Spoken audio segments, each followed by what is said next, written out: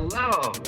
And welcome to Film Bastards. Good afternoon, good morning, good evening, and welcome people to episode 536 of Film Bastards. I am one of your co-hosts, Mark Foster, and as ever, I am joined by... Becky Foster, hello everybody. And... Ian Loring, hey guys. And yeah, what have we got coming up this week? What have we got? We've got Abigail coming up. Ian is going to chat from Rebel Moon Part 2, Scargiver. Ian took that bullet. He took that bullet, we've watched half of it. That says everything. That says everything, yeah. I will watch the rest of it just when I hate myself more. I'm not. That's I'm fine. Not until the R-rated one comes out. That's I'll fine. watch both of them. Yeah, fair. Maybe. Watching the first half of it was the second most upsetting thing that happened to me on Saturday night. We've also got what we've been up to. We've got some trailer chat, a little bit of news, some questions, a weird link to a porn site on one of our questions. What? Of course, you don't have Twitter anymore, do you, Bex? X formerly known as Twitter. So the question when we put our thing out for questions, the first response we got was, I haven't seen that.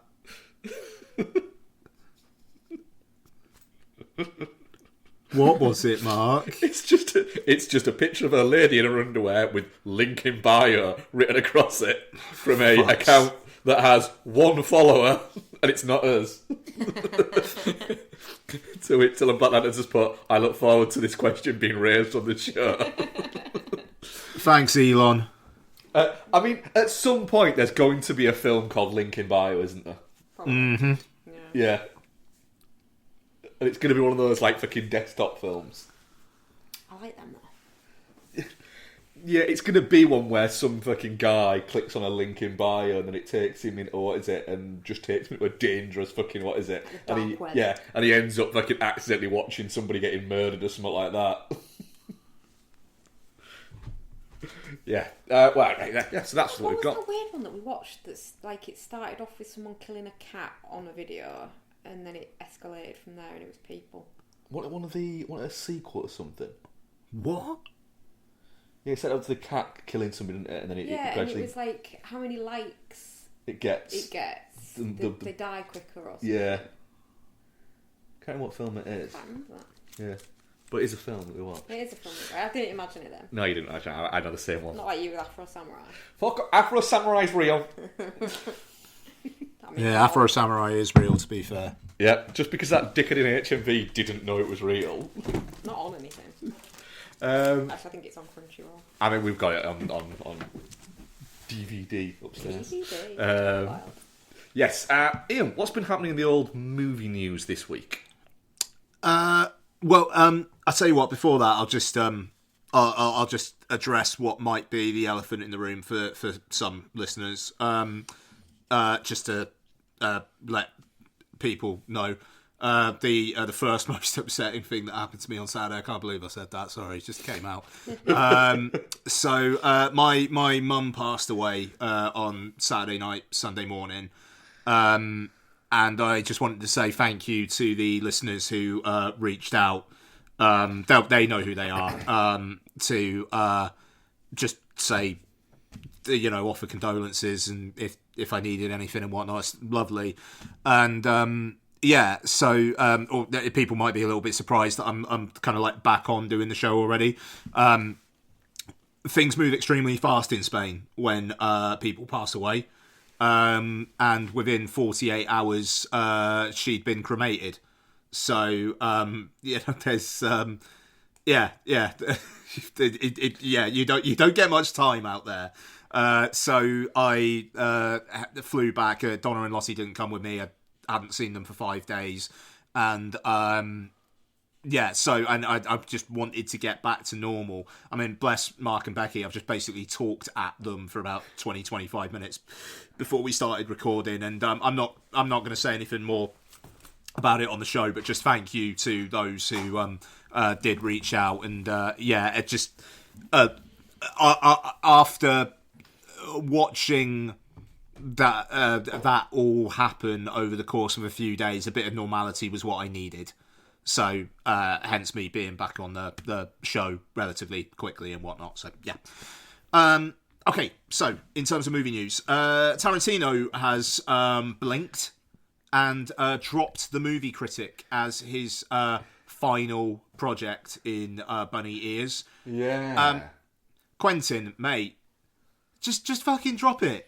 It's fine. You can just keep on making movies. It's fine. It does feel like now like he's tied himself in so many knots because for 20 years he's been so much behind this.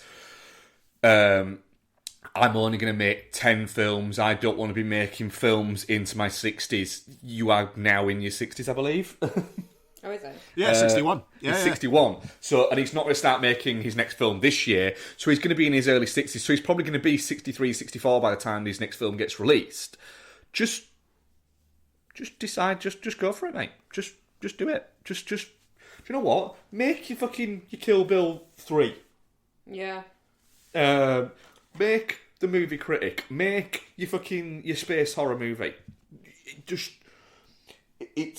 It almost feels a little bit like pig-headed now. Yeah, stubborn. Yeah. Like you'd like for somebody who you'd like the idea of like someone like Scorsese who he truly kind of looks up to, worships, to sit him down and go, I am 20 odd years older than you, and I have made more movies since I was your age to my age now than you have made. Stop with this silliness. There's a couple of aspects to this, and at least this one's not an original thought, but I think one of the big problems is the fact that Once Upon a Time in Hollywood would have, if he was going to go out on 10 films, would have been the one. That would have been perfect. Yeah. I mean, that would have been absolutely perfect. It's like he made that one film too early. So now, it's, and I'm not surprised. I think anyone would. You're going to get in your head and like, how, do I round out my career almost? Yeah, and yeah. There's also an element of, because he always said that creatively that wouldn't be it for him after his 10th film. That creatively he'd still be doing stuff. So he'd like to write a book. He'd like to talk more about movies. Well, he's spent the past 3-4 years writing books and talking about movies.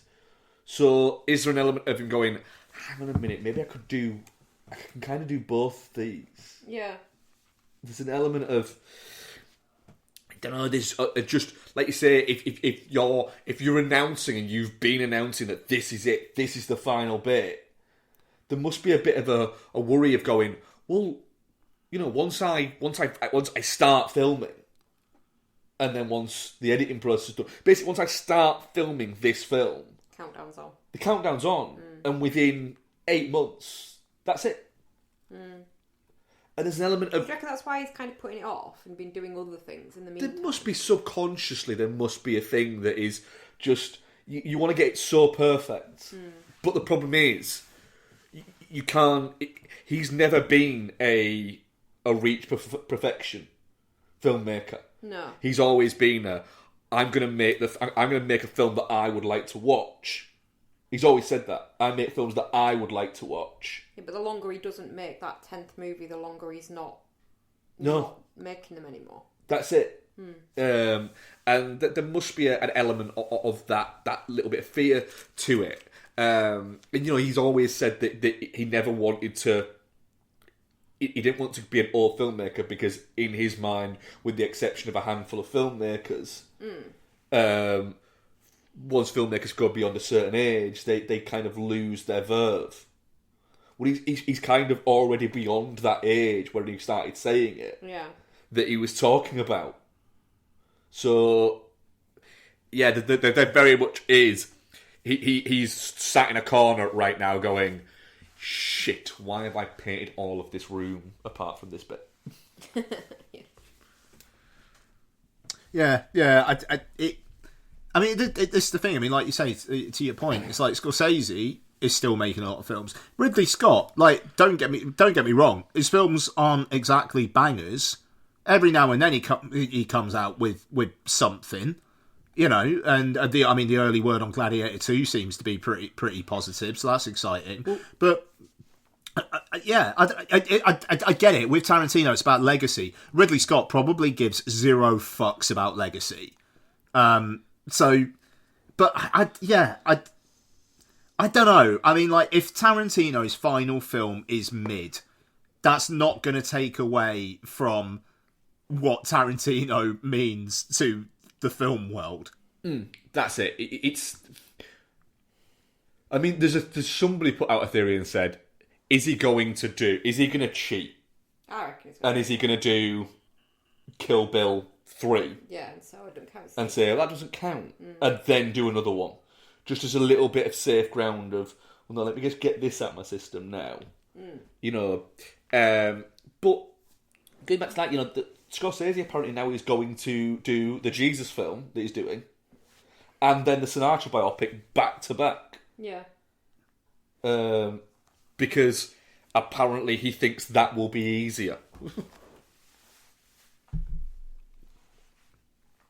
I mean, it's a bold strategy, Cotton. Let's see if it pays off. I mean, it's wild. I like the fact that for it seems to be like for his kind of period piece movies and bits like that. He loves bringing DiCaprio along board with it. But if he's going to do something that's heavy religion, it's like, I don't think Leo wants to do this. I better ring Andrew Garfield. Because apparently he's going to be in the Jesus movie. Not apparently as Jesus. Have you guys seen, like, Andrew Garfield? Apparently, like, the woman he's going out with at the moment is like a self-proclaimed witch who is like some sort of Instagram influencer or something. Yep. That's fucking wild. I think Andrew Garfield just lives a fucking great life completely by accident. Yeah. I don't know. I mean, like, as long as it's not hurting anyone or anything, good on him. You know, like, it's funny. I reckon Andrew Garfield like started dating this woman and like then was like round at his sisters and just like, Andrew, wait a minute, are you saying she's like an actual witch? She's like, yeah, it's wild, isn't it? I bet it's just like really oddly normal to him that he'd be dating a witch. Maybe he just really ascribes to like the yes philosophy. I just reckon he's just a really easy person to hang out with for anybody. He does seem lovely. Yeah, he does seem like an easy hang. Yeah. Trying to think of what else I've seen in the news this week. I am enjoying that Glenn Powell and Sydney Sweeney have admitted to basically purposefully stoking up are they actually shagging in real life shit for promoting Anyone But You. Quote, it worked wonderfully. Good for you two. That's great. Yep. I think that's really funny. I mean, Sydney Sweeney's outside of like her just general personality game is pretty good. I think. I mean, she's at some point she's going to say something that's horrific, but like you were saying, Bertie Bex, about her takedown of Carol Baum. Yeah, a takedown of Carol Baum for you hit this one. She basically came out and criticised Sydney Sweeney for not being good and not being pretty. Yeah. So why is she so hot right now? Yeah. And through her agent, she responded basically saying, if this is what you've learned during your career in Hollywood, is just 30 years of your career in Hollywood, if this is what you've learned. Just to take other women down, that's pretty sad. I'm obviously not quoting verbatim there because I haven't got it in front of me, but I just think that's really like, get back in your box, old woman. Who said that, sorry? Carol Baum, the producer. She's like a real mid-level producer. She works in a Buffy movie. That's some real. I don't even know who that is. Like, what's that fucking meme? It's like, I don't know that. I don't know that man. Yeah, it's that, innit? Yeah. Like, yeah. Oh fuck it, yeah. What a dickhead. No, her, not Sydney Sweeney. Go Sydney Sweeney. All good until you say something dodgy. If you do. Yeah. And even after that, I'll consider my options. I mean, I did see another one where somebody said to her, somebody had referenced a review that somebody had put out and said, again, like, I don't get it. All she is just a pair of tits. And her response was, they are great tits, though. And it was like, no, but does it ever bother you that people like that's like, what, the people just like me for my tits? No, I have so much money, it's insane. It's like, yeah, fair fucking. That's it, there's a fair play. Yeah. To that. She just was too savvy, I think, to say anything that shitty. Even if she thinks it, I don't think she'd be stupid enough to say it out loud. I mean, the thing, you know, the Glenn Powell, while we're on it, Glenn Powell, the thing that he said about the Running Man, that he's never been so happy to have to start doing cardio again for it, and then said, yeah, I'm gonna look forward for cardio more, get into it. Then go, right, guess I'm gonna have to get real fit rather than just hot girl fit for once. Oh, that's good. And then somebody asked him about like the exercise and sort of said, do you like doing it? And he's like, and he said, I mean, it's nice. Do I like doing the actual work? No, it's horrible. He said, but answer me this question: did anybody know who I was, with the exception of a very fine amount of Richard Linklater fans, before I got this body? It's like, it's a fair comment. Honestly, man, Top Gun Maverick did such good stuff for him. But I mean, he's putting in the work, isn't he? Like, but I mean, this is the thing. I mean, it's like he's in Dark Knight Rises as like a Wall Street guy who's getting his shoes shined. Like, he's been around for fucking ages. And if you go back and look, he's put the yards in. And if you go back and watch his earlier work, he's always great in it. Yeah. Yeah. But you just have to be nice to look at as well, don't you? Look at... I mean, Chris Pratt didn't explode on the scene. Well, no, Chris Pratt fully until admits, he got buff. Yeah. You know, he was in The Office doing good comedy work. Parks and Rec, wasn't it? Was he in The Office as well? Oh, no, I'm thinking of... What's his name? Krasinski. Yeah. Krasinski's got to do that because he's got a weird bubble face. Yeah, he's got a weird bubble face. I mean, Chris Pratt's not hot. Even when he got hot, he's just hot from the neck down. He's still got that stupid fucking balloon face. It doesn't have the Krasinski face, though, where it looks like it's someone's sort of been learning how to draw and has just drawn loads of circles. It's like the one before they've got really good. Krasinski's got a better looking face than Chris Pratt does. Done. He does. Done. It's a collection of circles. He done. It's a collection of circles. Have a look at it. It really is. I mean, it is a little bit whoever wins, we lose, but I think I'm with Mark on this. Fair. I think my hatred of Chris Pratt's probably colouring. I mean, look, there we go. Collection of circles. Everyone's face is like a collection of circles. Right, but that makes him hotter. Well, definitely, yeah. You know, the physique. Right, okay. Shirtless picture. Oh, he's just an ugly fucking man. He's not an ugly man. He is. He's got a terrible hairline and squinty eyes and a shit beard. I mean, that's because it's a fake hair, isn't it? He's definitely had a... Look at it here. He's definitely had a transplant. Yeah, because that's before he had the hair transplant. Look, he's not quite Beckham line bad, but it's not far off. Oh, what was it? Oh, it's the man in the first half of Rebel Moon Part 2. He had a bad hairline. Oh yeah, that haircut. Yeah. The Fordham. Oh God, that is fucking awful. There was a kid on holiday actually who had it. And like he looked shit anyway because it's a shit haircut, and he was wearing socks and sliders by the pool, which was just. And he was going in the pool in his swim shorts and his boxers. Yeah. So just an all round little cunt, but he. We didn't really see him in the pool, did we? No. Until the last day, and the family were on sunbeds like quite near us, and he went in the pool and the hair got wet, and we both just burst out laughing when his head popped up, didn't we? And he wasn't far away from us. What a little shitbag! I hated that kid. Yeah, I didn't like him either. Oh dear.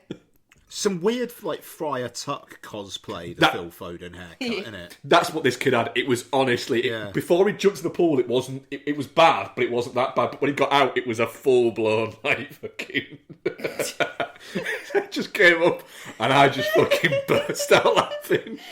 You like actually pointed him out to me. Literally pointed at this kid. That's good. Well honestly, he's maybe 4 foot away from us. He's not even like he's far away. That's fucking great. Well done. We are dickheads. Though. Oh, We're God, horrible. yeah. We just sat by the pool, like if we were in a between reading or listening to anything like moment, and we were just people watching. We just sat there with beers, just fucking saying shitty things about people, didn't we? We are horrible. Yeah, we're not nice people. No, Yeah. we didn't say it to him.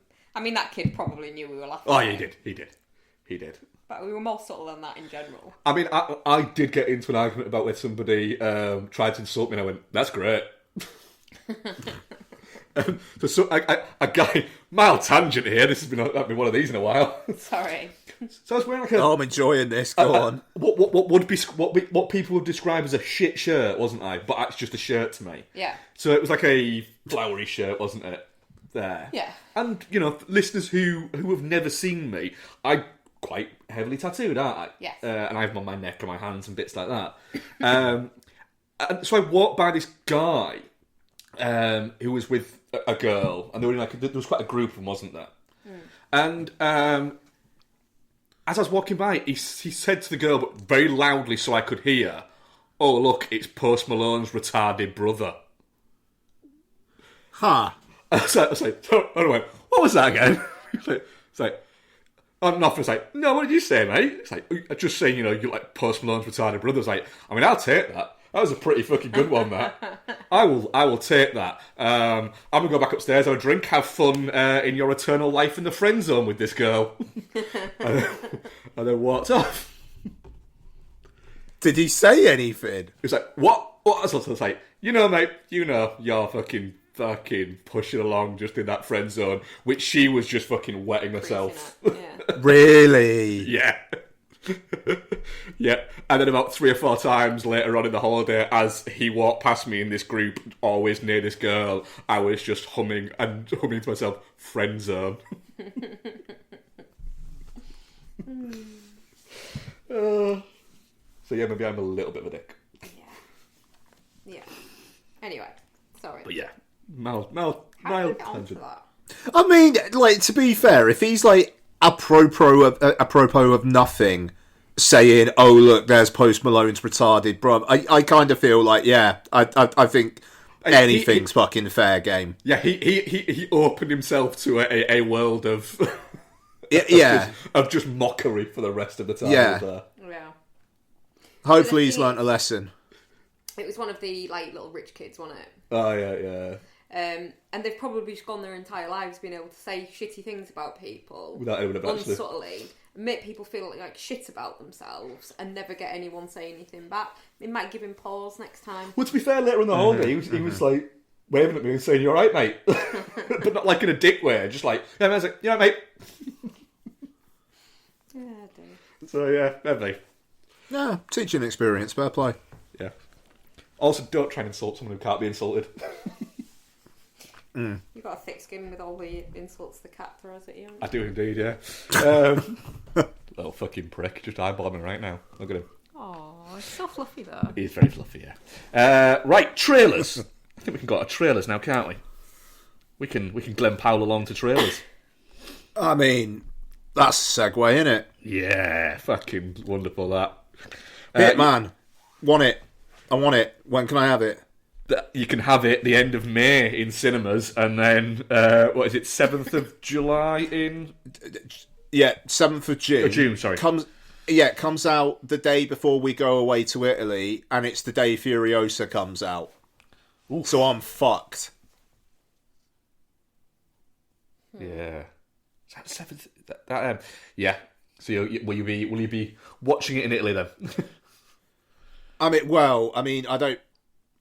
I don't think I'll find it. I think if I fucked off to an Italian cinema, Donna might actually follow me that week. I meant on Netflix. Oh no! Well, I mean, it's out like a couple of weeks later on Netflix, but I want to see it in a cinema, and like all the people who have seen it are like, it's a crowd film. I can't believe it's a Netflix movie. You need to see it with an audience. I'm very much looking forward to it. It just, that trailer just broadens it and makes you go, oh, that's fucking interesting. Yeah, absolutely.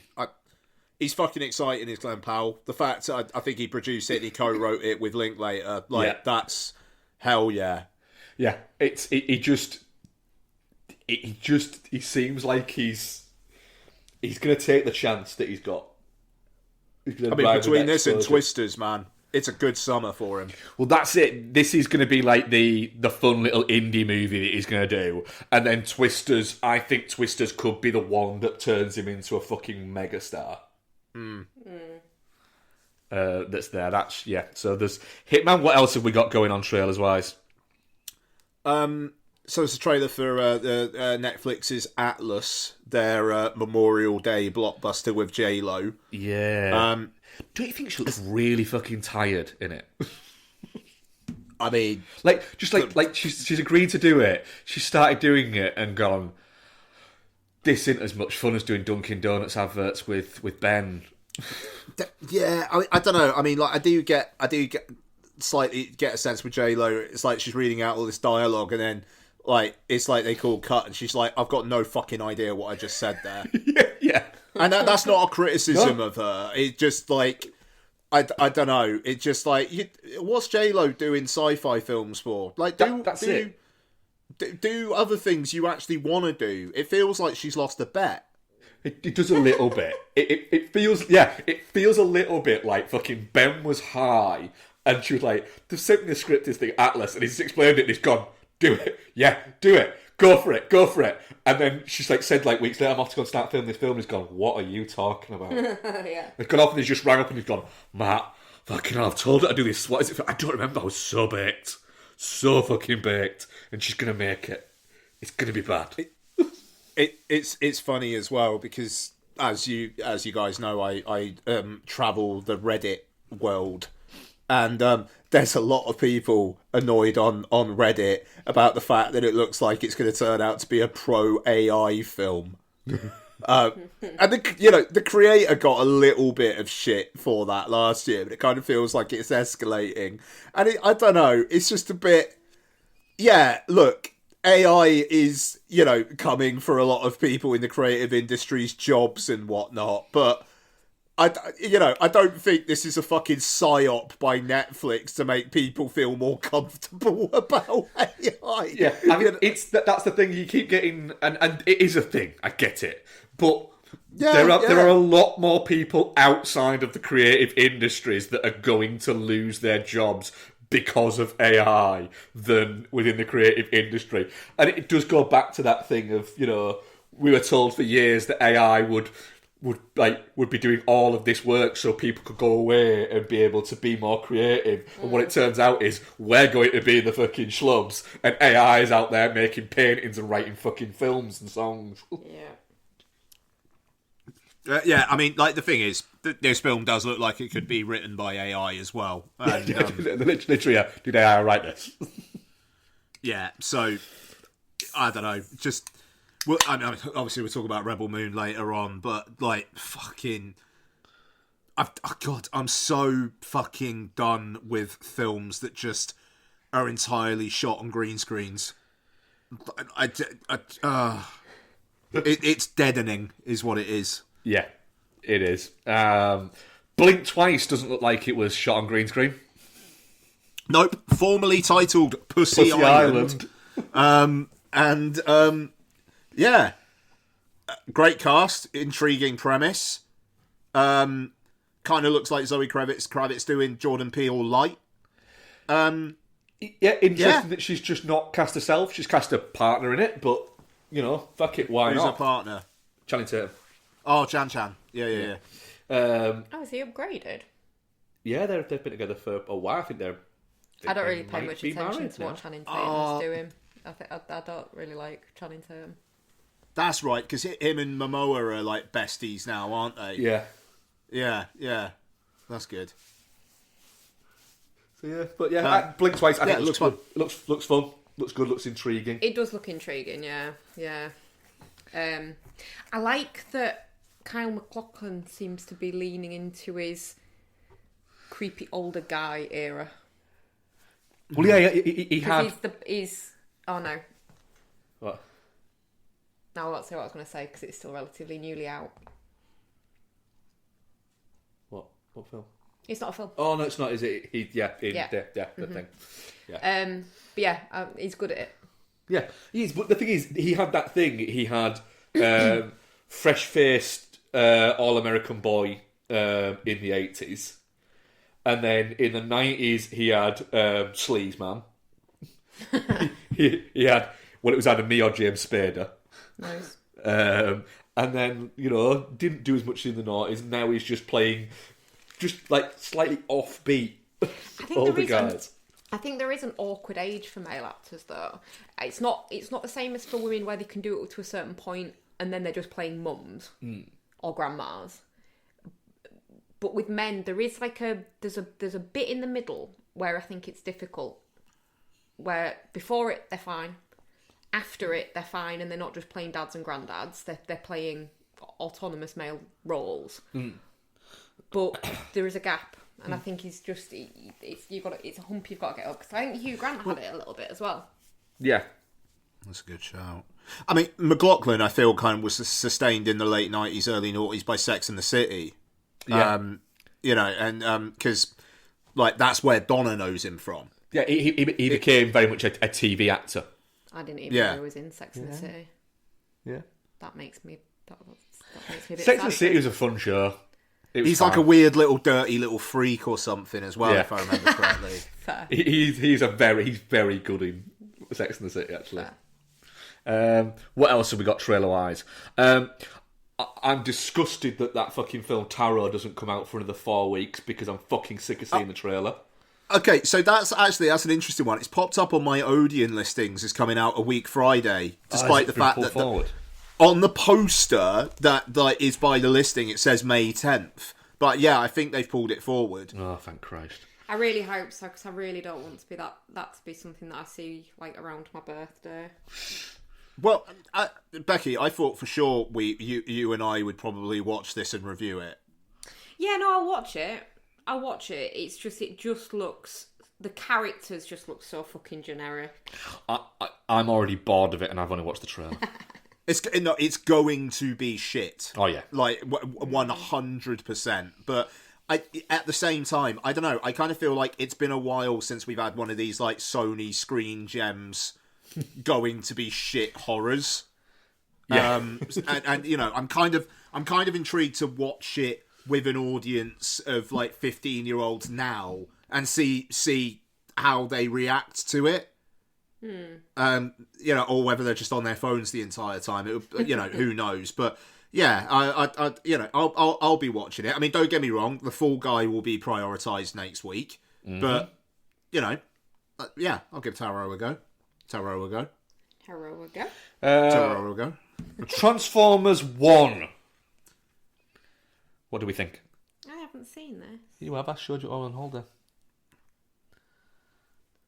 Oh, is that? Yeah. I thought that was like a TV thing. No, it's not a film. Well, that's probably a comment in itself, to be fair. Probably, yeah. What do we all think? I think it looks fairly fun. It very much looks... It doesn't look like I expected it to look. In my mind, I had it that it would look a little bit more akin to the Transformers the movie, and it doesn't. It does very much look like a generic computer fucking animated movie. Yeah. And it unequivocally is a kids movie, which I kind of think that's fine. Yeah. Yeah.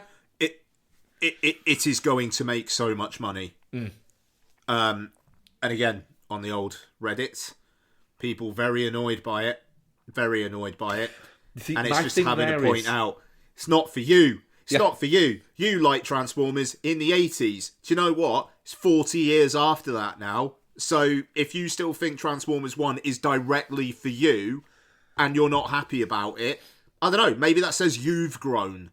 Or either that or you're fucking emotionally stunted and you need to fucking touch grass. Yeah. I mean, the thing there is, Transformers the movie still exists. Just watch that. Yeah. We did. It's great. Yeah. You can't...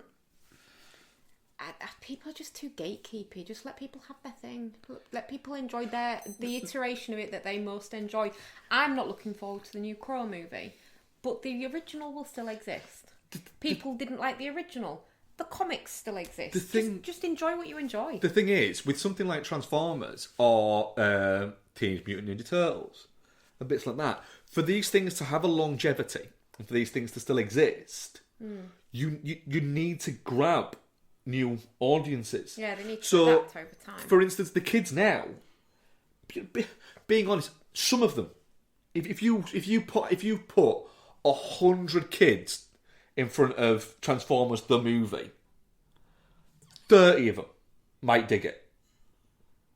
70 probably aren't gonna. It's gonna be. There is a different visual stimuli that has been created. You've got to remember as well, like, they haven't built up an immunity to that weird strobe effect that used to be in all cartoons. Yeah. If you put 100 children in front of that, I reckon about 70 would have seizures. Yeah, they probably would. But the thing is, in the 80s, if you put 100 kids... This is the thing. People seem to think that the thing that they liked when they were a kid, everybody liked. Yeah. And they didn't. I remember literally being like the only kid around that had A, seen Transformers the movie, and B, liked it. Contrary bitch, aren't you? But everyone else was just like, oh, I don't really care. So what you're saying is you liked the Transformers movie before everyone else? No, I'm saying that I liked the Transformers movie at the time. And just like none of my other friends had seen it that much. No, that's fair. Yeah.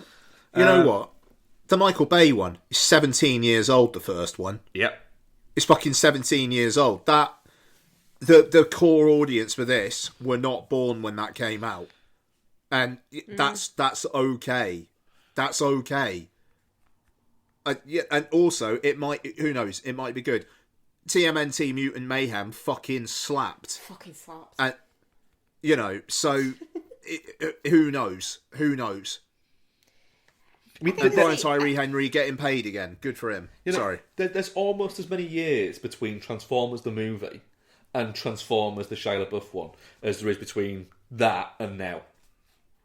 And I think as well, like, you know, yes, if it's something that's got, like, cultural references in it and it's for the kids, you might not get them, but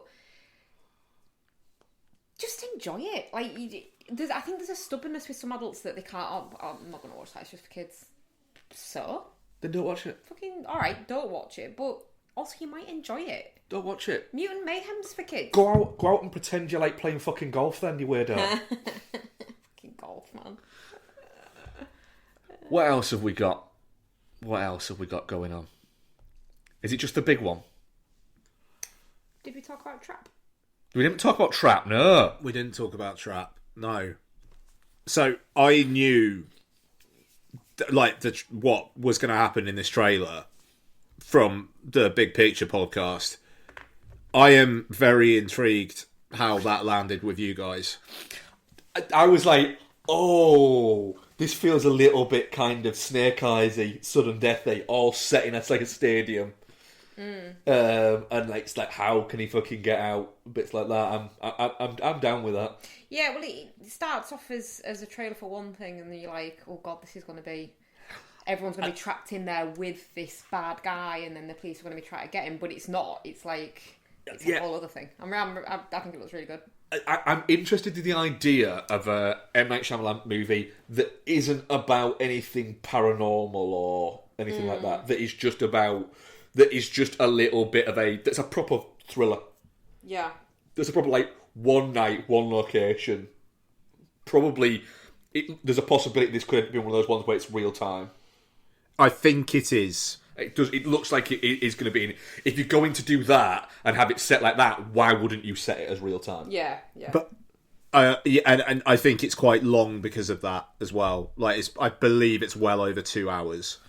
I mean, Mad Max Furiosa's runtime's come out now, hasn't it? How long is it? 2 hours 28. Okay, Which that's kind all of right. That's kind of like, yeah, that feels like about right. Really? What? Older. What did you? Oh, really, Abex? So you know the pop star Yeah, in hi. Trap? Yeah.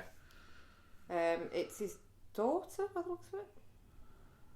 Oh, is it? Salika Shyamalan was born in 1996. Yeah, it She's is an a star. actress known for Signs, Old and Trap. Seeing as she's only been in her dad's stuff, I'm assuming daughter. Yeah, it is a star. Fucking hell. So you've got that daughter being the pop star in Trap.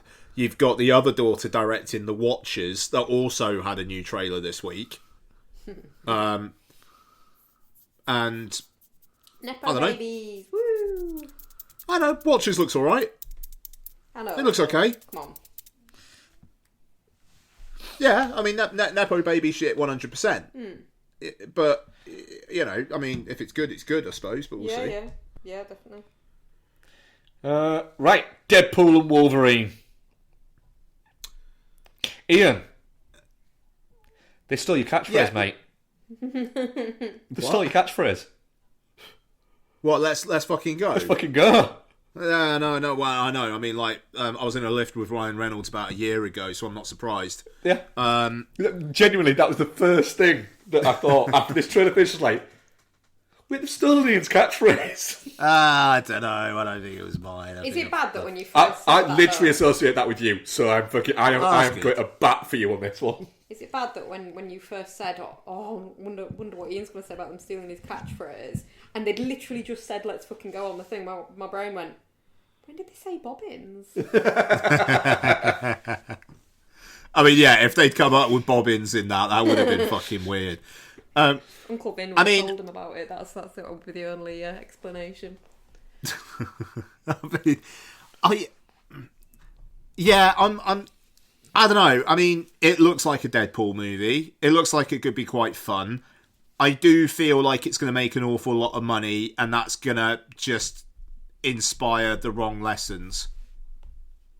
Like, you know, studios are just going to ramp up the sweary meta stuff that maybe has zero fucking substance to it whatsoever. Yeah. It's all multiple fucking universes, so actually none of this shit actually matters. Like, I'm glad they're making it quite clear this isn't the Logan from Logan, and that Logan's end was that Logan's end. He insisted on that though, didn't he? Jackman. Oh, I bet he fucking did. I bet he did. I'm surprised he did this, but then again, they probably offered him all the money.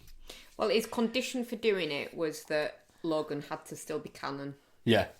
Logan had to still be canon, and I think it's just he wanted to work with his mate. I think there's an element of that. There's a bit of a rumour about someone who's apparently got actually a surprisingly big role in this as well. Go on. If anybody doesn't want to be like at all potentially spoiled for Deadpool and Wolverine, skip a couple of minutes. Apparently Channing Tatum is going to be in it as Gambit. Yeah, there's been a lot of chat about that, hasn't there? And I think that's great. If this is going to be a farewell / what could have been / celebration for like the Fox Marvel films, because like apparently Jennifer Garner's going to be in it as Elektra. There's Scuttlebutt that Colin Farrell's going to be going to pop up as Bullseye. I saw a rumour that Daddario was going to be in it as Death Hands. Anna Paquin. What's she called? Rogue. Yes. She should be called Death Hands. Yeah. Well, yeah. As Leonardo Dario with that. Yeah. But I don't know whether that's just fan You'd casting. fucking you would at some point go just fucking take the gloves off just for like 30 seconds, wouldn't you? Dear me. That's like just like the most dangerous kind of edging. It fucking is, isn't it? It is. It is. Can you time this right? when I blink twice, that's when you let go. Fucking hell. There's people. A lot of people have been very upset on Reddit about. About the fact that they're on Reddit. You leave Reddit alone. I've just been seeing it. Everyone seems to be upset on Reddit. Everyone does seem to be upset on Reddit. I mean, you could insert any social media all under the that. time. Yeah. No, I mean Reddit is just somebody says something and then somebody else just basically replies "fuck you," and then like gets like 700 upvotes. That's Reddit. I kind of love it. I mean, I follow threads about Stephen King and Haruki Murakami and the Dark Tower series and stuff like that. So it's all quite friendly on those threads. Oh mate, I see some fucking yeah. Honestly, I mentioned it on the last show. The Blank Check Reddit. I mean, the hosts of Blank Check have literally said they're not going to go on it anymore for their mental health, and I understand why. It is fucking. Seriously, there are a lot of fans of that show who just need to just get out more. Jesus Christ. But apparently people were quite upset about a scene that looks quite heavily CG'd in the trailer, which is the one, I believe, where they're running next to each other. And people are theorising that it's because it's his full comic book look and they don't want to reveal it until the film. So he's got the sleeves ripped off. Yeah. Who, Wolverine? Yeah. Yeah. But his face looks quite CG'd. His head looks the wrong size for his body or something. Yeah. And people think it's because he's wearing the full Wolverine comic book mask, and they don't want people to see it till the film, so they've just CG'd his normal head on there. I think that'd be quite good fun. Because that was it, wasn't it? It was in the first X-Men film, they were like, oh, they're all going to wear these cool suits, and you got Wolverine saying something about yellow spandex, actually calling it out. So have this go. Do you know what? Fuck it. Who cares? Put him in that stupid yellow suit. Well, I think one of the other conditions that he had was he had to wear the yellow suit, wasn't it? Oh, really? Yeah, that's funny. That he wanted the yellow suit. Great. That's the thing. I don't know. Despite myself, I'm looking forward to it. And I quite like the trailer. I'm just so worried it's just gonna lead to Hollywood making bad decisions. The thing is, anything can lead to Hollywood making bad decisions. It's one of those. Also that. But what's going to be fun is the fact that there's probably going to be the two probably biggest comic book movies of this year are both going to be R-rated singular films. Yeah. It's going to be fun. I think that's it for trailers, yeah? Should we review a fucking movie? Let's fucking go for it. Abigail is written by two guys and then directed by two other guys. Stars Melissa Barrera, Dan Stevens, Catherine Newton, Kevin Durand, Angus Cloud, Alicia Weir, and Giancarlo Esposito. Literally Giancarlo Esposito. After a group of criminals kidnap the ballerina daughter of a powerful underworld figure, they retreat to an isolated mansion, unaware that they are locked inside with no normal little girl. Kind of almost what happens, isn't it? Almost what happens. Ian, what did you think to Abigail? That's all right. Mildly disappointed, if I'm honest. Went on a bit. I think that a lot of people have been saying this, but if the trailer hadn't revealed that she was a vampire, I think that would have been cool. Yeah, we said this when we came out, didn't we? Yeah. And I think that there's fat on the film that you could cut. The entire Catherine Newton turning into a vampire sequence. That was the best bit. I mean, but yeah, I don't know. By that point, I am a little bit let's just get to the fucking monkey. There's a bit I'd cut more. Oh, go on. What are you thinking? You can't just say the entirety of Melissa Barrera. Would anyone have noticed? No, probably not. That's a problem with this film, though. You've got supporting characters who are just way more interesting and lively than the lead. Yeah, and this isn't I don't like Melissa Barrera because of her recent politics or anything like that. That's off the table. It's not that I don't like her. I just don't think she's a charismatic screen presence at all. I think she's quite whiny to watch. She's she is just... I don't think she has a good energy. And then when you've got her next to people who have great fucking energy, it's weird. No, the thing is, I was looking forward to people think they have kidnapped this little girl for ransom, and then find out that actually they've been kidnapped to be hunted by this ballerina vampire in this closed-off mansion. Yep, I'm all set for that movie. The only problem is, Abigail has not a lot of Abigail in it. And that's the problem, is it doesn't become that. It becomes... Then it's... I said to you that coming out, Bex, it's like they had 5 or 6 different endings and then just decided to make them all. And when you get to the closing fight scene between All Spoilers All the Time, between Dan Stevens, Melissa Barrera, and Abigail, it just keeps repeating the same thing over and over again, and you're watching it going, you should have ended about 10-15 minutes ago. Why are you still on? It's sorry, I know I've taken over a little bit here, but what is it? No, you're right. It takes too long for it to get going. You could have... There's a moment where they're all in like a bar bit within the mansion, and at that point, if you'd have paused it just after Melissa Barrera does her takes everybody down bit, you could have paused it there. I could have gone, he's going to die first, she's going to become a vampire, she's then going to eat him, and you could have pointed out at every single one of them what was going to happen. And that's not me saying I'm smart than the filmmakers. It was fucking obvious.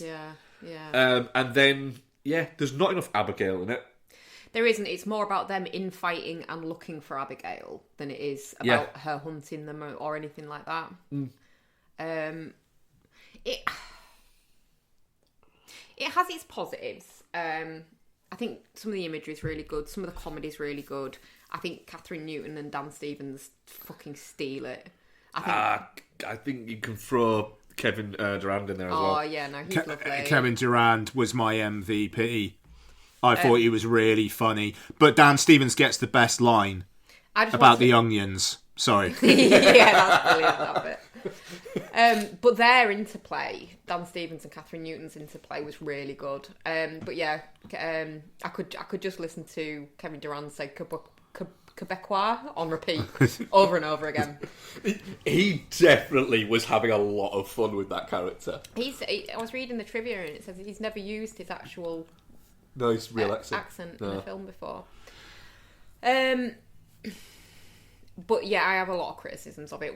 Its length is daft. And you kind of hit the nail on the head really when we were talking about it on the way back to the car today. It feels like they went, right, we're going to make a movie about a vampire ballerina. All right, yeah, what's it about? Vampire ballerina. Right, but what's the story? Oh, we've not really got that far. So they've all come up with like ideas and just gone, right, so which ones are we going to thread together to make a cohesive plot? Let's just fucking chuck them all in. Yeah. Because it's too busy. Yeah, it's way too busy. Melissa Barrera is dull. She's not that she's bad. It's not that she's bad, no, she's just dull. It's a poor character, man. It's not engaging. But this is the thing. I don't think it's necessarily a poor character, because we've said the same thing about the 2 Scream movies. Yeah. I think if you lifted her character literally out of this and dropped it in the Scream movie and swapped them over, I don't think you'd notice the difference. She's got better hair in this one. But it's even the hair, you look at it and go, it's generic as fuck. It's dull. And when very similar to my hair if I had a fringe.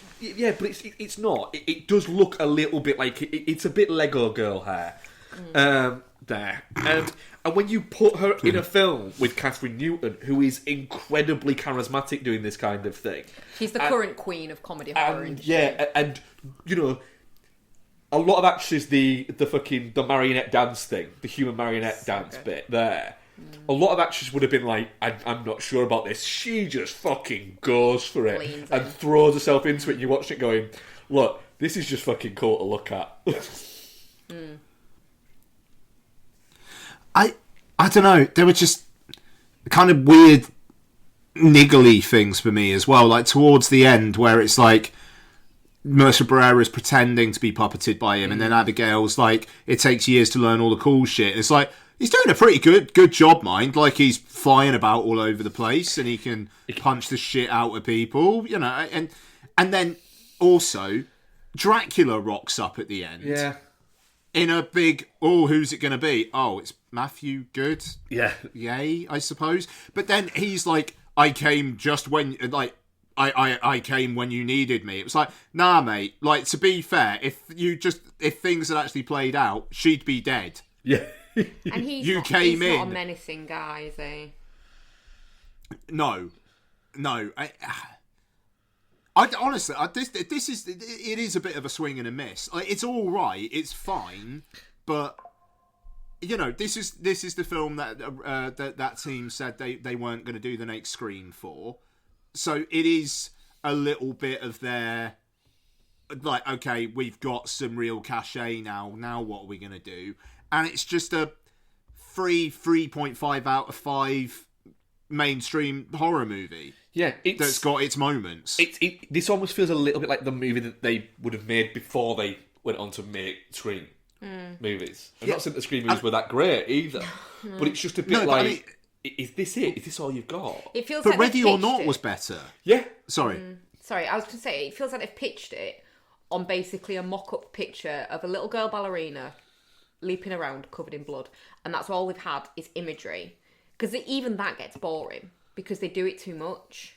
Her being ballerina-y while covered in blood.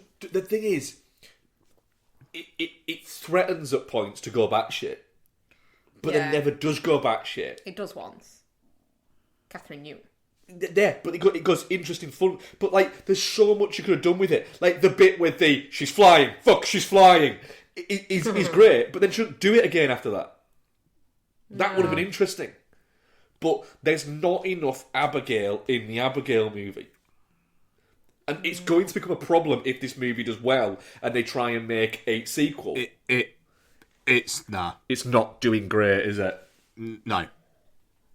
I think it opened to like $10 million. I don't think it costs too much. Like, I don't think anybody's going to lose too much money. But I think Universal were kind of hoping for a bit of a Megan-esque potential meme-y kind of word of mouthy kind of thing about this, and it's not happened. No, it's not quite.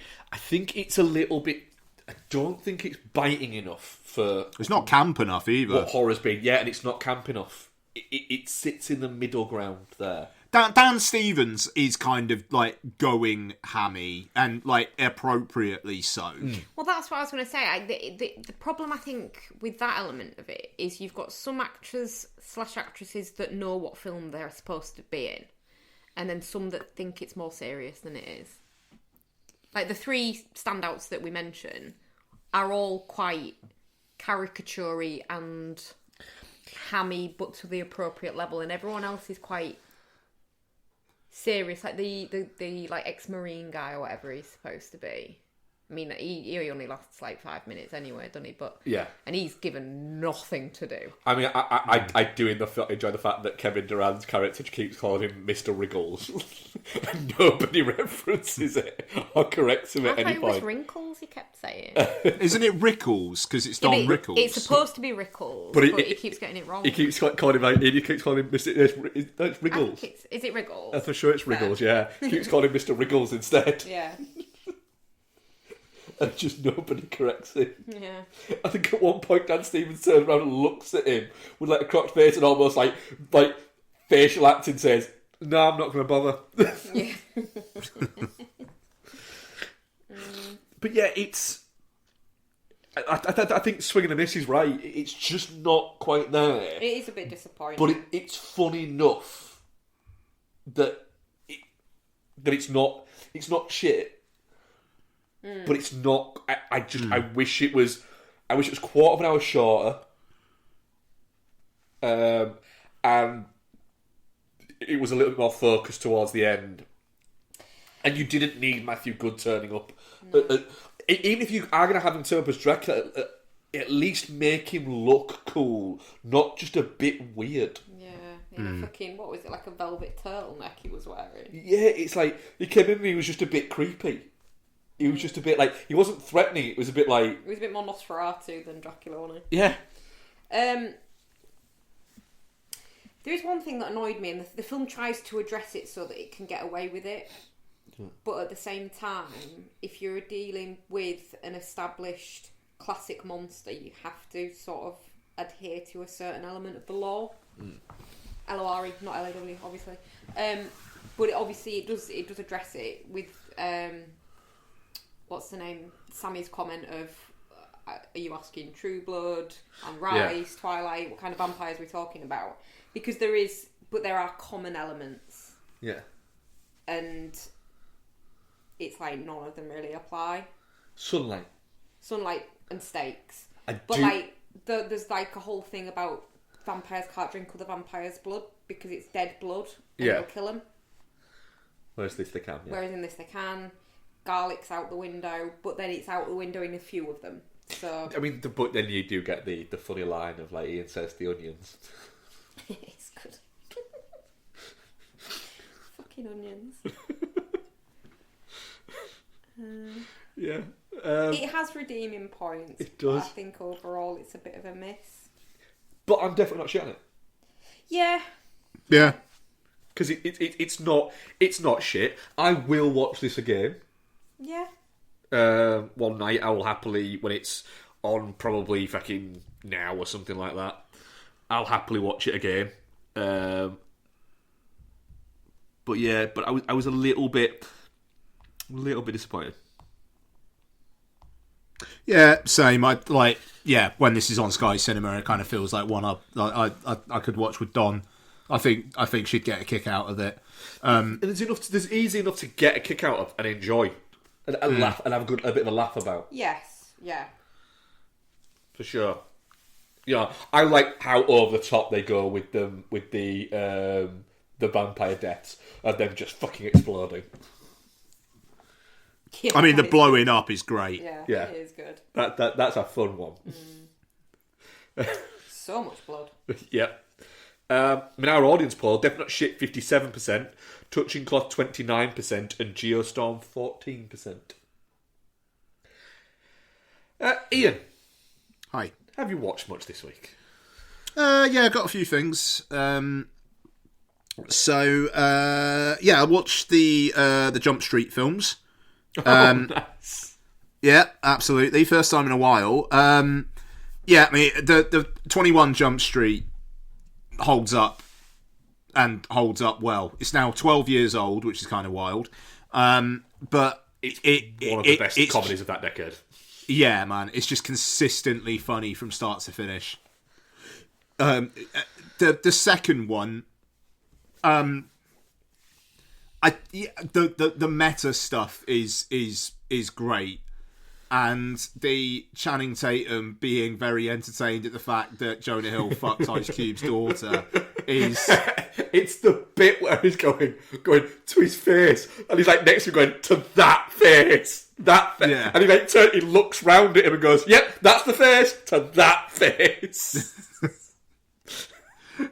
It's just like the way that it just cuts to it, and it's just Channing Tatum going, oh shit, oh shit. That's ace.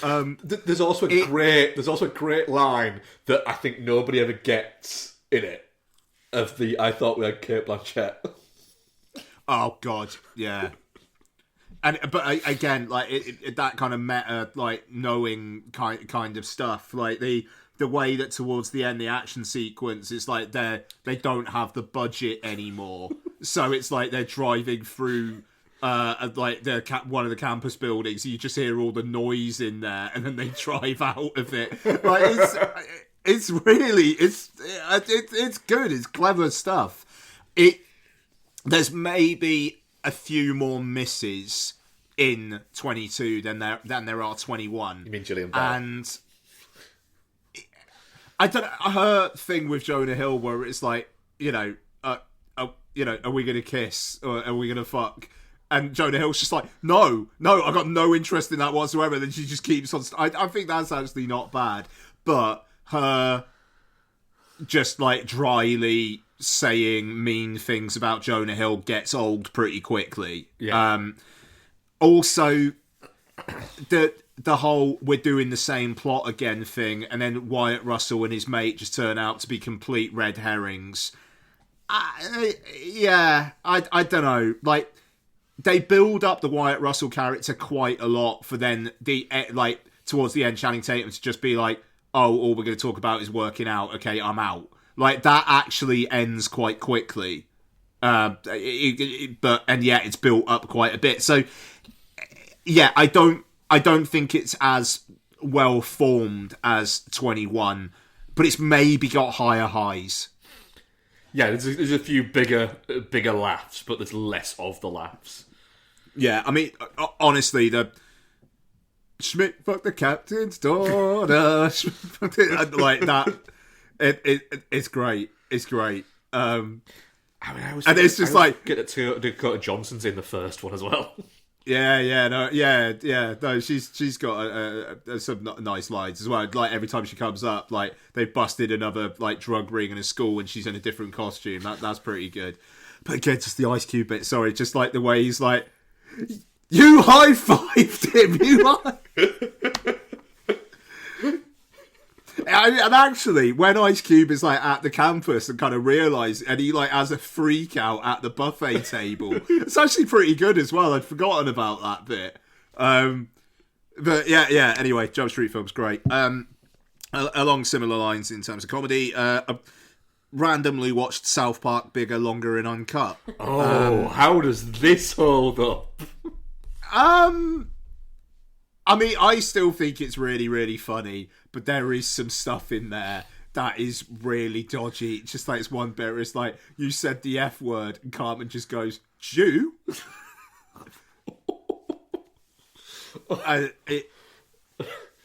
Which I think Matt Stone Trey Parker would say we can get away with for a certain reason. I mean, the fact that it is just like a straight up musical is such a genius decision. Yeah. The devil is the one who gets the "I Want" song. You know, like song as well. Yeah, no, it is. Yeah. I mean, that's the thing. It's like they had like lyrics written by Mark Shaman, who's like a big movie musicals guy as well. Yeah. I mean, Uncle Fucker is incredible. Carl's Mum's a Bitch is again, there's a slightly problematic bit in that where they go around the world. You know, yeah. So there are elements to this film that have not aged that great, but also maybe less elements that you'd actually think. Yeah. So, yeah, I thought it was all right, and it's getting a 4K release this year. God knows how that's going to look in 4K. It's wild, isn't it? Yeah, it's all right. It's also, I mean, it's only like 80 minutes long. It really is Get Out.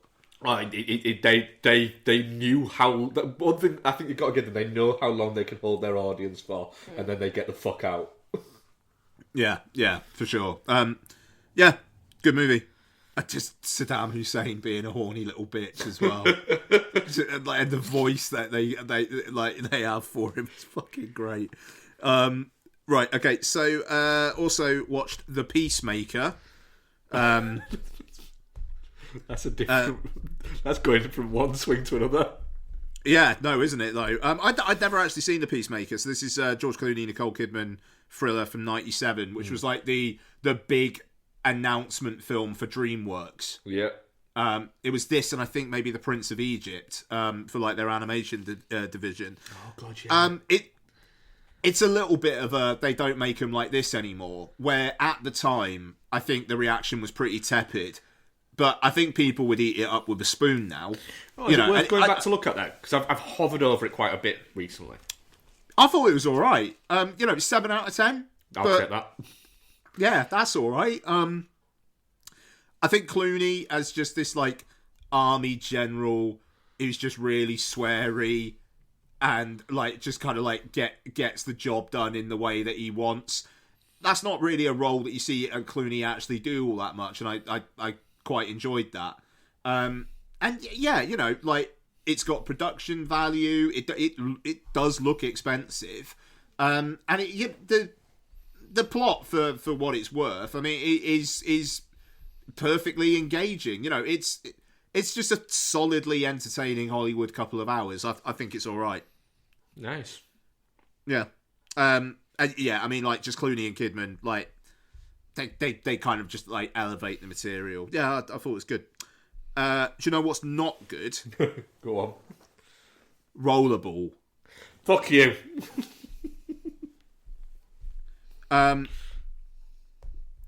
So the thing is, I mean, my letterboxd review was, I mean, it's unique. Yeah. And the problem with it is Chris Klein. Is it that he's too charismatic? The editing. Mark, come on. I mean, it just, you're watching a fucking idiot just try and be the lead of this action film and kind of start a revolution. And it's just no. Every single line, he's kind of like down, like just the energy is way too low. The editing is all over the shop. Like it just, there's so many shots in it. There's so many shots.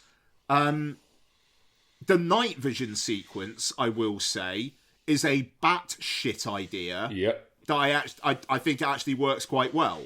So for those who haven't seen it, it's LL Cool J and Chris Klein basically trying to cross the border into Russia, where they'll be safe.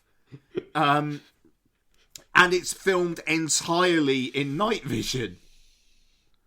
Yep. I mean, yeah, man. I mean, it's an idea, and it's McTiernan, and it kind of works. Mm. And it's got a mood to it.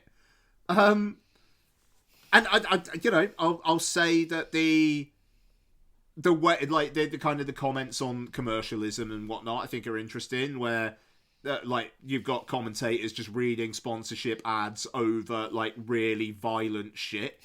But yeah, I mean, it is a chaotic film with maybe one of the worst lead performances of a Hollywood film you'll ever see.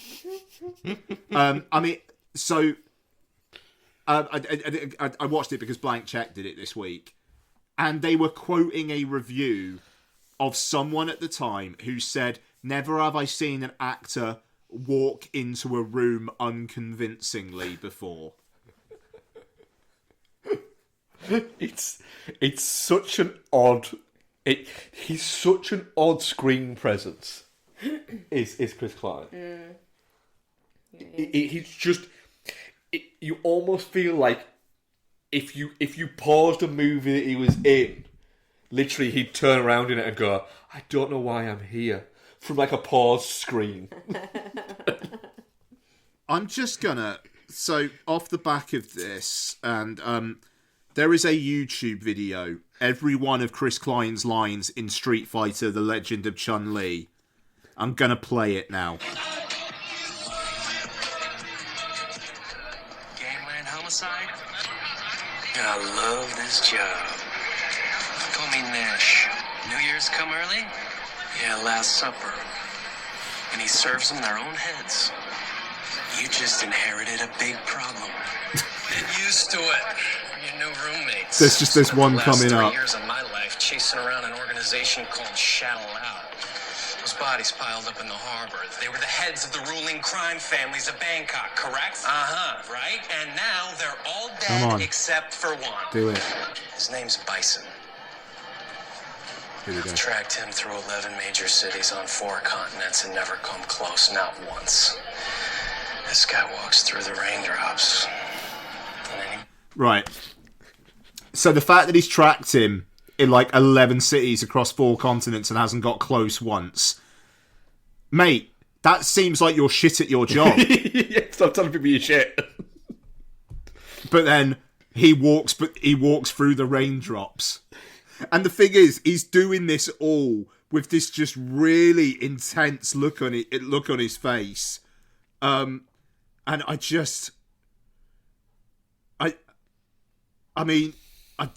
got to, sorry, and again, I'm just going to send you a picture of him when he's talking about he walks through the raindrops. I mean, and also, bless his hairline, fucking hell. Oh God, yeah.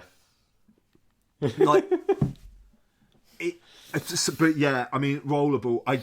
It just. What were they thinking? $70 million in 2000. And this is the film that McTiernan got like busted in that in that kind of extortion thing and went to jail for. Yep. For Rollerball. Yep, and has made one film since Basic. Yep, which I am halfway through and we'll talk about next week. I quite enjoy Basic. It's all right. Giovanni Ribisi is doing Ribisi things. Some sort of performance in that film. I'll say that. And Mihawk is Daft Mihawk is Mihawking. Yeah, no, absolutely, he's Mihawking. And Samuel L. Jackson eyeballs the fuck out of someone at one point. I almost shit myself. Yeah, Travolta's actually quite good in that as well. Yeah, Travolta's been. I'm looking forward to seeing how it wraps up. Obviously, I'll talk about it next week, but quite enjoying Basic actually. Right, just got a couple others and then I'm done. I watched Casino Royale. Fucking great movie. Yeah, a perfect comfort film. Just a perfect comfort film. It's classy. It's got some really good action. I actually really like the plot. I think the plot's pretty clever. The whole first hour of it being Mads Mikkelsen shorting the plane manufacturer because like they're going to blow up the prototype and then he's going to make a bunch of money off of that, and then Bond stopping that, which then sets up the casino, the poker game. I think that's super clever. Eva Green and Daniel Craig, chemistry for days.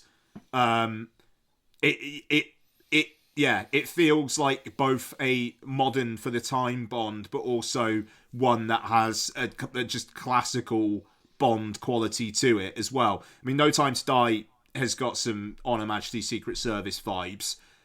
The bit where they're just kind of like kind of falling for each other and going around the world has got some major vibes of that as well. So yeah, I mean, I'm gonna do all the Craigs again, so I'll probably end up talking about them all next week. But yeah, Casino Royale, it's going to be interesting to see if No Time to Die remains my favourite out of the Craigs, because I think Casino Royale is such a high bar. So we'll see.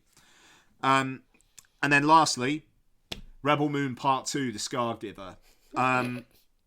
So first off, Part 1, A Child of Fire. Part 2, The Scargiver. That's both the same person. Yeah. It's like Ed Skrein just decides that's her nickname now. Yeah, no, exactly. I'm sorry. Basically- I'm sorry that scientists could bring you back to life, but couldn't get rid of a scar.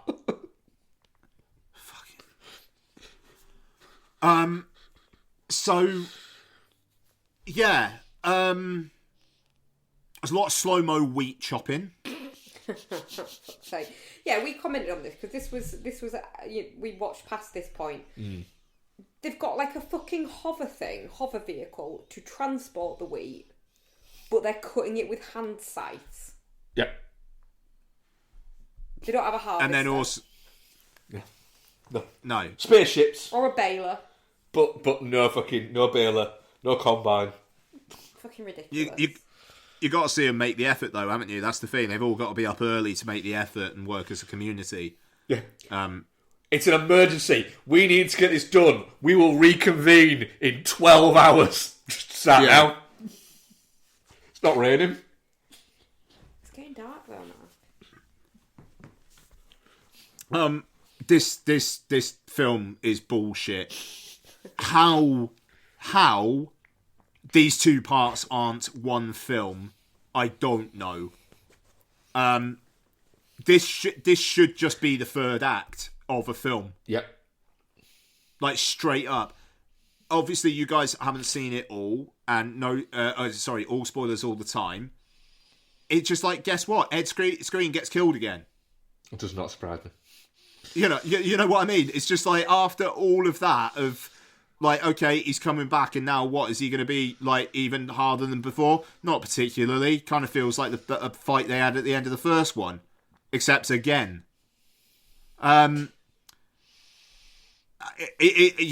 Slow-mo gun battles against green screens. kind of like score. The soundtrack's fucking awful. Just to evoke any kind of feeling. Just feel something, please, for the love of God. And then at the end, there's a cliffhanger where it's like, guess what? The girl that you thought was dead, she's not dead. We got to go fight for her. We got to go and get her. So now if there's a part 3, it's going to be, right, they're going to try and get the girl. Brilliant. Cool. All right. Who cares? Like, I at the end of this all, who cares? Who actually wants to see any more of this? And I do wonder if Netflix will maybe see the amount of people who at least started part 1 and then see the amount of people that at least started part 2 and go, no. I think it'll be interesting to see if the R-rated cuts actually come out. The thing is, Snyder himself has said that they are basically completely different films. Being that as it is, I remain somewhat intrigued to at least try out part 1 and just see what. Okay, all right, fine, completely different film. Let's have a look then. But I don't get why they bothered doing PG-13 versions. No, you said that, didn't you? Yeah. What's the fucking point? It's on Netflix. Yeah. Like, but you know, if 15-year-olds want to watch it, they're gonna fucking watch it. Just or 12-year-olds even. Yeah. They're like, just give them just put out the fucking R-rated ones. Like, if it turns out they're 18s and they're actually like extremely violent or something, and you know, maybe they will be, then fair enough. But man, I mean, like, an extended version of part 1 because of all the planet hopping and all that kind of stuff. And I thought that the end of part 1 was better than the beginning. You know, there's some variety there. Here, it's just the build up to a fight and then a fight. It is the third act of a film, except it's 2 hours long, and it's been preceded by the first 2 acts that also ran 2 hours long. And I do not get how, you know, I've said before about like how I think we're living in a simulation because explain Wi-Fi. I think we're living in a simulation because explain how Netflix make money. I mean, I can tell you how the Netflix make money. It's a simple sum to do it. So Netflix have how many subscribers worldwide is it? It's an insane amount, isn't it? They have worldwide subscribers 260 million. Okay, yeah, okay, fine. I get what you're saying. It's just the amount of stuff they make. It boggles my brain. But then again, they don't spend like $200 million or whatever on like every single fucking film. Like this is an exception. But I hope that, because also this has come out with fuck all fanfare. No. Like, it is remarkable. It's odd how little kind of people care. I've mentioned It's it. like, I swear they were going to drop this on Easter weekend, and then it was just like people aren't bothered, and then they put Scoop in its place because more people will watch Scoop than will watch Rebel Moon Part 2. The thing is, I as well, genuinely believe that. They don't release like what is it? They do everything. It's not. Because I was reading a thing about it saying that. No, I wasn't reading a thing. I was watching something with. Oh God, I can't remember who it was. It was a filmmaker who made a film for Netflix. I can't remember who it was, and he was saying that they're not bothered about the amount of people that watch it. How they judge everything is on minutes. How many minutes of it have been watched? So because the way they look at it is it's accumulated of minutes, so it's not based on people, because you might have one person who watches one film 10 times a week. Yeah. But you can't say that person's watched it that person can't count as a person. That's one person. So everything is based on minutes. The amount of minutes you watch. Yeah.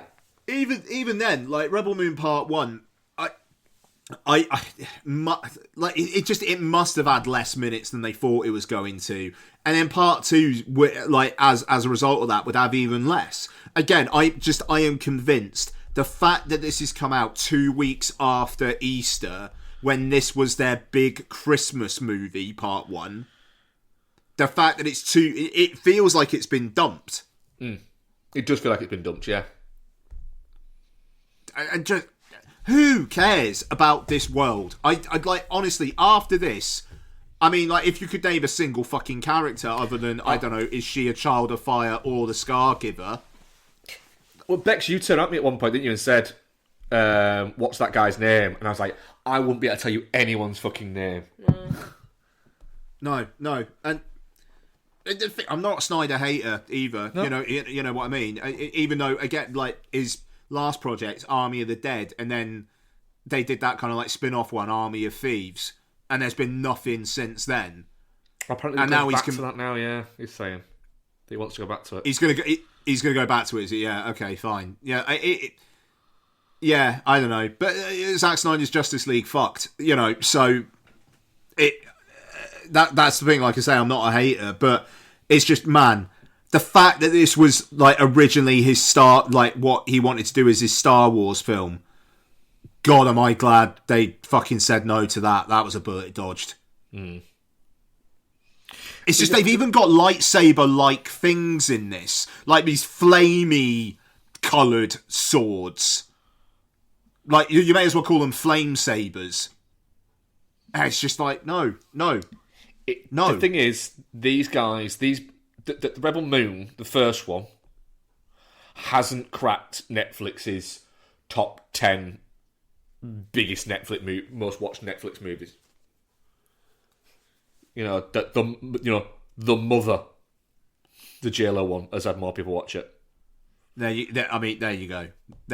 And if that means that Netflix will, as a result, with their new chief in, it's like, all right, let's spend less money on, or like spend the same amount of money but on more films, and we'll spread bet. Cool. Yeah. I don't want Netflix to make $200 million films because I have to watch them on Netflix, and they are just like tuned to some sort of algorithm. Yeah. Unless Zack Snyder convinces them to like give him money to make whatever fucking bollocks he's like idea he's had in a drawer. Like, I want Netflix to stop making blockbusters, and hopefully between that, you know, The Grey Man had no impact whatsoever. Do you know when The Grey Man sits on their most watched movies? This is just purely Netflix movies. This isn't including non-Netflix movies. Do you know where it sits on their list? Go on. 6th. Really? 6th, yeah. Do you want to know the top 5? Yeah, go on. Leave the World Behind. Wow. Fucking hell. Bird Box. That makes sense. The Adam Project. Fucking hell. Okay. Don't Look Up is number 2. Yeah. And just narrowly edging Don't Look Up in number 2 is Red Notice. Wow. That's very depressing. Number 7. So number 6 was Grey Man. Number 7 is We Can Be Heroes. Kids film. Yep. I get it. Yeah. Yep. Number 8 is The Mother. Yep. Number 9 is Glass Onion. And number 10 is Extraction. Wow. Wild, isn't it? Yeah, it is. Rebel Moon Part 2. No one gives a fuck. Well done, everyone. Rebel Moon Part 2. I'm looking at because the Digital Spy have got the actual figures here. Rebel Moon Part 2 was the most watched movie of last week on Netflix, which of course it should be. It had over 21 million views. It narrowly, by just 3 million views, was ahead of Woody Woodpecker Goes to Camp.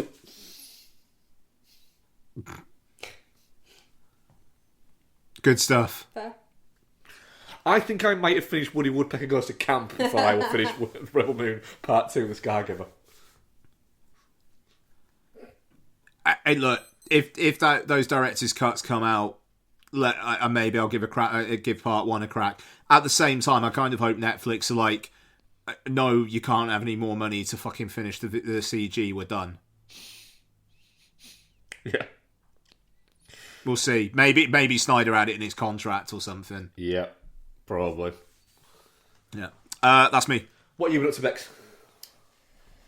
Have I watched anything film-wise on my own? I have not. We watched Confess Fletch on holiday, didn't we? We did. Do you know what? It's really good fun. Confess Fletch is fun, yeah. I'm going to pee, but I can still hear you. Sorry, go ahead. Yeah. Confess Fletch, good film. John Hamm is good as Fletch. He's not Chevy Chase good, but I like the fact that he's not just doing a Chevy Chase impression.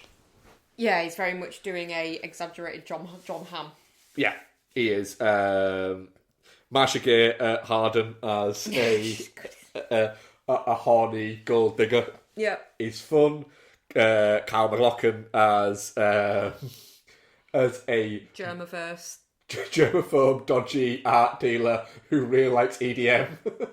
Yeah, it's a weird little It's fucking great. pearl in it. The thing is, it's a lot more fun than I think anyone expected it to be, and a lot better than anybody expected it to be, and I'm very glad about that. Whether or not we'll get another one, I don't know. John Hamm has said that he'd like to do it, and Greg Matola has said that he would do it, and apparently it's not a dead in the water thing because Confess Fletch did better than they expected it to do, in terms of for people watching it on like streaming and bits like that. I wonder if there's any more information on that. What was it saying it was going to be called? Fletcher's Fortune? Fletcher's Fortune, yeah. Let me Google it. Uh, I'd love to watch another one, actually. so have you watched anything else of it? Not film-wise. I have watched the entirety of The Haunting of Hill House again. Again. Yeah. Again. I was thinking when you were saying about the whole, like, it's based on minutes watched. Yeah. I've contributed a lot of minutes. You contributed a lot of minutes to Hill House, yeah. Well, and to Mike Flanagan's work on Netflix in general, to be fair. I mean, while you were watching that, I was watching the Matthew Good and Joseph Gordon-Levitt film, The Lookout. Yeah. Yeah, from 2007. Where Joseph Gordon-Levitt plays like a high school star ice hockey player who is involved in a road accident where it's kind of his fault, and a couple of his friends die, and he has a brain injury that means he can't doesn't have the full function of one side of his body, and he keeps forgetting things quite easily, so he's not quite all there, and so sort of lives in a shared accommodation with Jeff Daniels' character who's blind, and he ends up getting kind of conned into robbing a bank that he works at as a cleaner by Matthew Good. Yeah. There. It's interesting, is The Lookout, and it's a good film up until the bank robbery, and then it just kind of it loses its way a little bit from there, where it can't seem to quite it doesn't stick the landing with that. It's almost like the filmmaker Scott Frank, who has gone on to do... What has he done? He did A Walk Among Tombstones, that's it. And he is the writer of Logan. But it just... It doesn't quite get the heist bit right. It just kind of happens, and then a lot of bits kind of happen around it, and it doesn't quite sit there. But it was around that time where Joseph Gordon-Levitt was kind of coming out of the, it was post sort of Brick, but not quite 500 Days of Summer. So, for most people, he was still the kid from Third Rock from the Sun. And and he hadn't quite sort of found a voice for that. But he's very good in it. Matthew Good is really good in it as well. It is a shame. Is he wearing a velvet turtleneck? He's not wearing a velvet turtleneck. He's quite good. He's quite charismatic in it, and that it's kind of played around with that. It is a little bit of a shame that apparently Matthew Good is just a bit of a knobhead and quite difficult to work with, and not in like because he's an actor way and likes to get involved in his characters. Apparently, he just has a passion for being a bit of a knobhead. And I think I was saying to you, Bex, that Joseph Gordon-Levitt said that he really enjoyed working with him, and that they thought they got on really well. And then, like a few weeks later, after they finished working together in like the promotion of the film, Matthew Good was just shit talking everybody, and he's like, "Oh, what's going on there?" Because Joseph Gordon-Levitt did all this research into like brain injuries and bits like that, and Matthew Good was like, "Yeah," and Joseph did all like this bullshit research. Just turn up, say your lines, and go home. Wow. And it was just like a bit like, oh, thought we were kind of like friends. That's a bit weird. And apparently he's just a bit like that. Which would probably suggest why he's had a bit of a weird career. But I mean, to be fair to Matthew Good, he has since admitted that when he first broke out into Hollywood, he was just a bit of a dickhead. But yeah, I watched that, and it's good and fun. And then I watched two sports movies, sports comedy movies, with the first one being one of them being Major League, the 1989 baseball movie, starring Tom Berenger, Charlie Sheen, Rene Russo, and a bunch of character actor people that sort of stick around on there. I enjoy it. It's a fun movie. The whole idea of the story is that the owner of the Cleveland Indians is a ex-showgirl who has been left it in her husband's will after he died, but she doesn't like living in Cleveland, so she's trying to make them lose so that she can move the team to Miami. And so she hires like a coach that she thinks will fail, and brings a lot of players that she thinks will fail, and then what would you have it? They don't end up failing. They end up being really quite good. Oh my god, kind of like Ted Lasso. A little bit like that, yeah. Yeah, very similar, actually, yeah. But it's quite fun in it there. And I also watched the Will Ferrell just absolute powerhouse movie, Semi-Pro. See, you were watching this on the plane, weren't you? Yeah. Every time I looked up, it was like, so disappointed in you right now. I really like Semi-Pro. I think it's a fun movie. I think it's a bit of an undervalued Will Ferrell movie.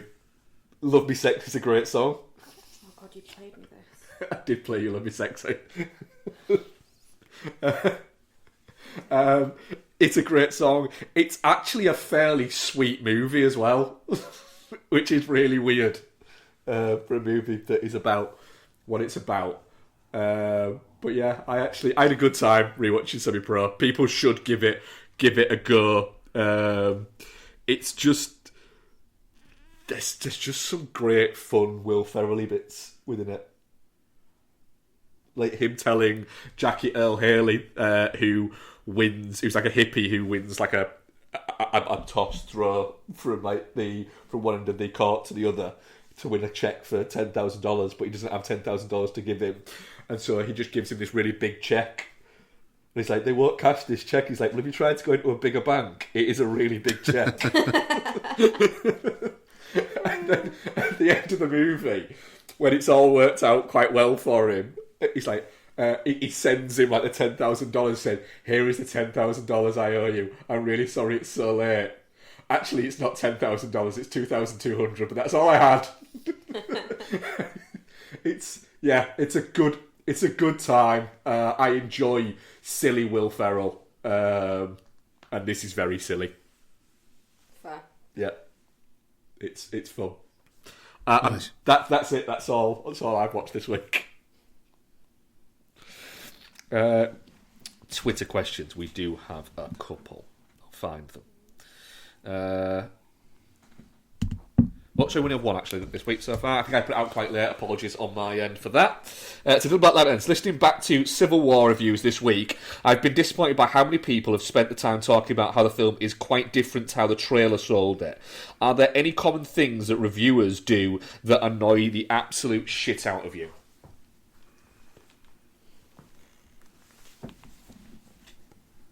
The thing is, I'm kind of all right with people maybe being annoyed about like a film not doing what the marketing says it's going to, but then as long as you're then assessing the film on its own rights, yeah. It just, I think you do need to take that out of it and judge it on its own merits, but at the same time that can be a little hard if you're just being discombobulated in the moment. Yeah, it can be jarring, can't it? I've got two that really bug me. Go on. One, when people review a movie because it's not the movie that they wanted it to be. Yeah. But then I suppose that's the same thing. But no, because it's not. Yeah. It's not. It's when people think that they've written a better movie in their head. Yeah, this should have happened in the Star Wars sequel. That's the Star Wars ones are prime examples of that. And the other one is people who... Actually, I've got three. I'm fucking got to town now. Go on. Next one will be people who will give extra... Will go watch a film, for instance, like Semi-Pro, and give it a 2.5 out of 5. And say, well, it's just silly. It's a fucking Will Ferrell movie. Yeah. It's set in the 70s where, you know, he plays a one-hit wonder who owns a basketball team. You have to yes, judge it's it silly. against what it's trying to be. Whereas they'll watch something that is supposedly Bunny Airs and Podcast. Take a drink for Bastard's Bingo there.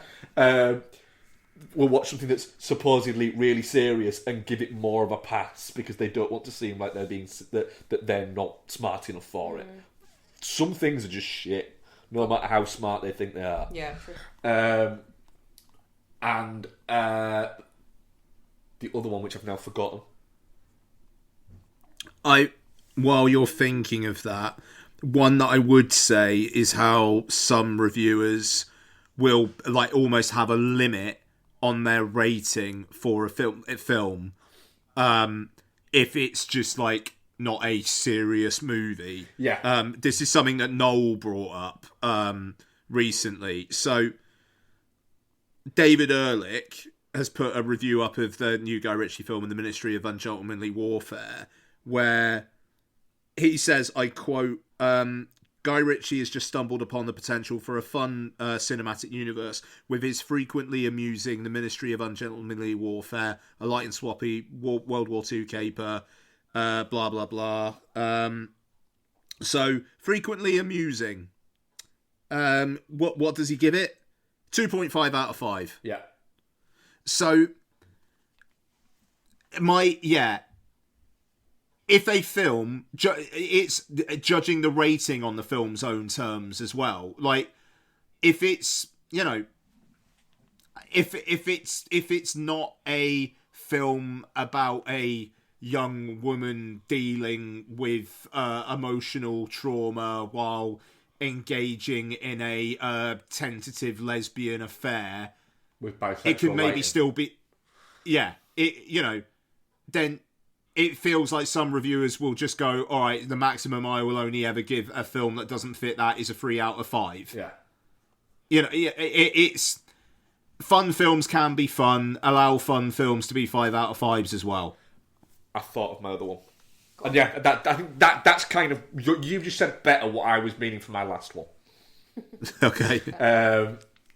My other one. Right? So let's say... You don't like, and I'm going to use Zack Snyder as an example. You don't like Zack Snyder as a filmmaker. You don't like him. You outright don't like him. 30% of your online persona is saying you don't like Zack Snyder. Yeah. Right? Don't watch Rebel Moon Part 2. If you don't like Zack Snyder, you watched Rebel Moon Part 1, don't know why you'd watch it, but fair enough, and you didn't like it, why are you watching Part 2? Why do you have that 2 hours? Why do you have that 2 hours in your life spare that you can watch something for the simple only reason that you can go online and say that you didn't like it? It's like Mark Wahlberg in The Other Guys learning how to dance so he can take the piss out of people who dance. I was having a conversation with somebody on Twitter, and I very rarely have conversations with people on Twitter nowadays. Nothing to do with the people on Twitter that I follow; they're all great.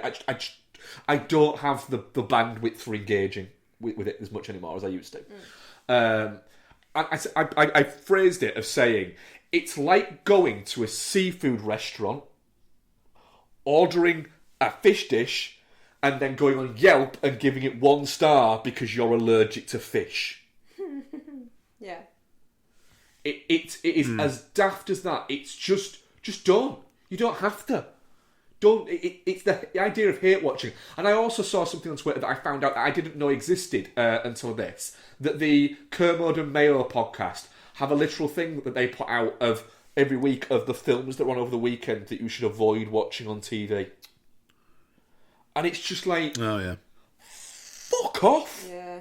See, that's gatekeeping as well. It's just Not the other way. you absolute minge-faced assassin of joy.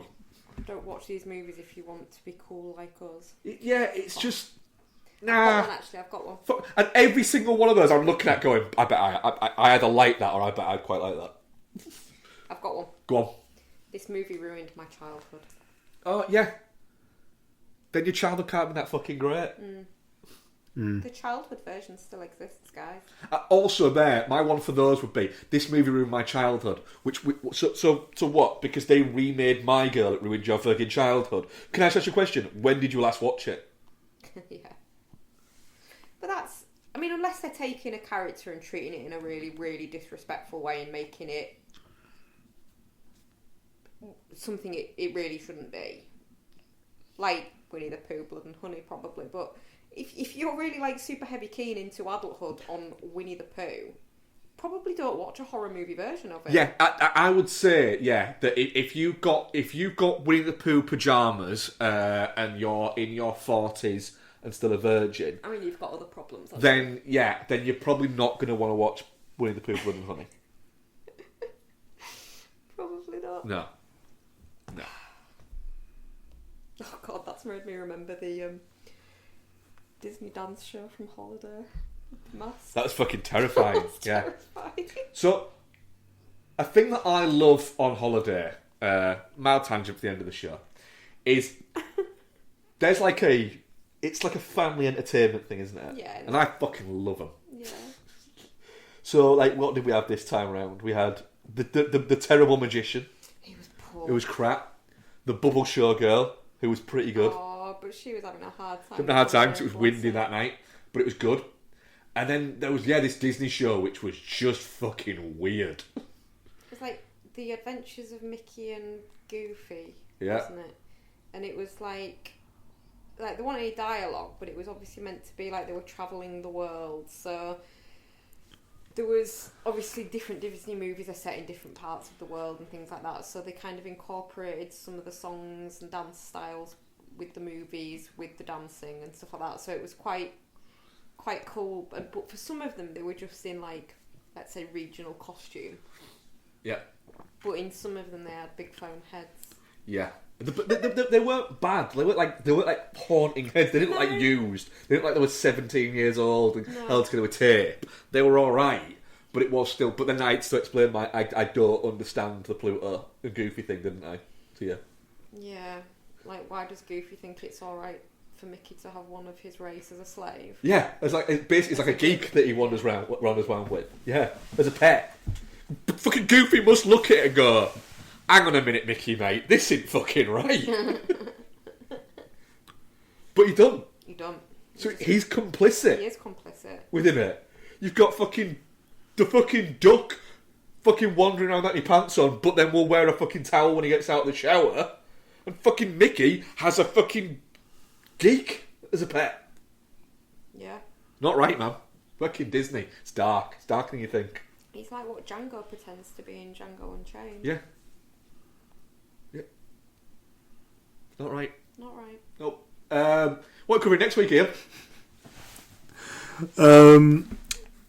Challenges. It is, yeah. So that'll be fun. Something else. Maybe Boy Kills World as well, but the times are not great on my end. One of those I think we might get to, might we? If I have to choose between those two, I'm going to see Boy Kills World. We'll see both then. Yeah. And I think, is it Love Lies Bleeding? Is that this week or next week? Out on US VOD this week. Cinemas next week. So with that being said, we'll probably do Love Lies Bleeding next week. Yes, yeah. I'm down with that. Yeah, so Cool. challenges and at least a combination as we'll watch Boy Kills World.